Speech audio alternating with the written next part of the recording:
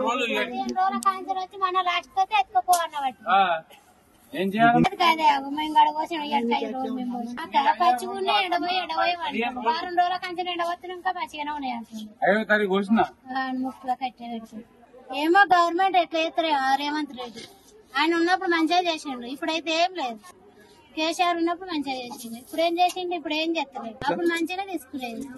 అప్పుడు బాగానే తీసుకునేది భూమిలో పైసలు పడేది అన్ని మంచిగా ఉన్నాయి కానీ ఇప్పుడు ఏది లేదు ఇది ఇస్తా అన్నాడు అది ఇస్తా అన్నాడు ఆడోళ్ళకి పింఛన్ ఇస్తా అన్నాడు 2500 ఏమి ఇస్తలేడు కరువు పైసలు 3 నెలల కాంచి కరువు పని పోతే రూపాయి ఇస్తలేదు మరి 3 నెలల కాంచి కరువు పని పోతే మరి ఉప్పు పప్పు మరి మేము ఎట్లా బతకాలి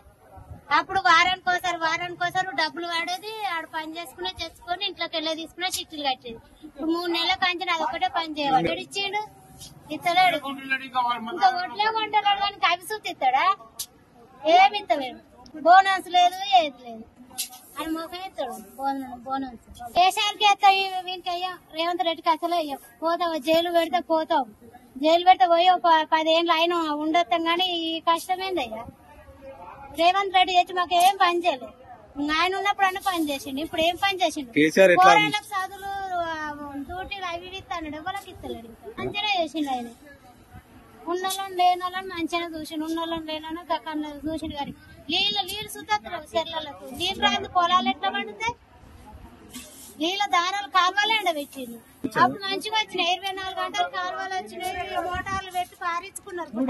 కింద